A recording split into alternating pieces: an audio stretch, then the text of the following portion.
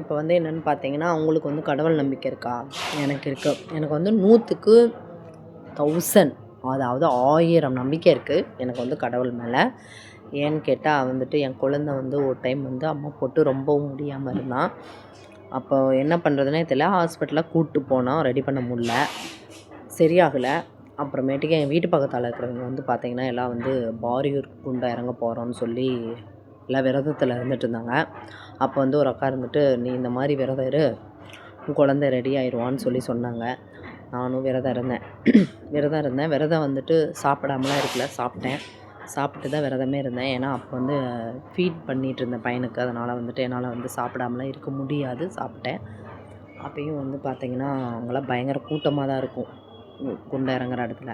உங்களுக்கே தெரியும்னு நினைக்கிறேன், ரொம்ப கூட்டம், இறங்க முடியாது.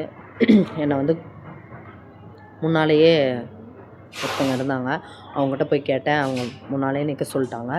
சீக்கிரமாக இறங்குனேன். இறங்கும் போதே எங்கள் அம்மா ஃபோன் பண்ணி, இறங்கி முடித்து வெளியே வரும்போது எங்கள் அம்மா ஃபோன் பண்ணி, இந்த மாதிரி பையன் வந்து விளாட்றான், நல்லா இருக்கான் அப்படின்னு சொல்லி சொன்னாங்க.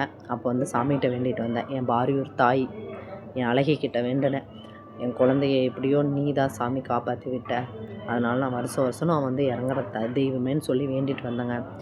அதிலேருந்து ஒவ்வொரு வருஷமும் நான் இறங்கிட்டே தான் இருந்தேன். கொரோனா டைமில் என்னால் இறங்க முடியல, மிஸ் பண்ணிட்டேன். அதே மாதிரி இந்த வருஷம் வந்துட்டு 2026 போகிறேன். 3 நாள் விரதம் இருந்திருக்கேன். இன்றைக்கி வந்து குண்டம், இன்றைக்கி நைட்டு, நாளைக்கு தான் விடிகாத்தால குண்டம். இன்றைக்கி நைட்டே கிளம்புனா தான் லைனில் போய் உட்காந்து என்னால் போக முடியும்.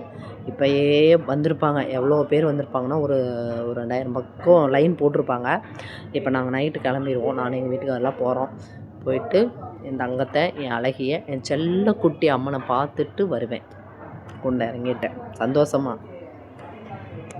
சந்தோஷமாக தாங்க இறங்குவேன். சாமியை மனசார நினச்சி வேண்டி இறங்குவேன். ஏன்னா அது என் தங்கங்க, என் தெய்வங்க. அது முடிஞ்சால் நீங்களும் வந்து பார்க்குறதுனா வாங்க, சரியா?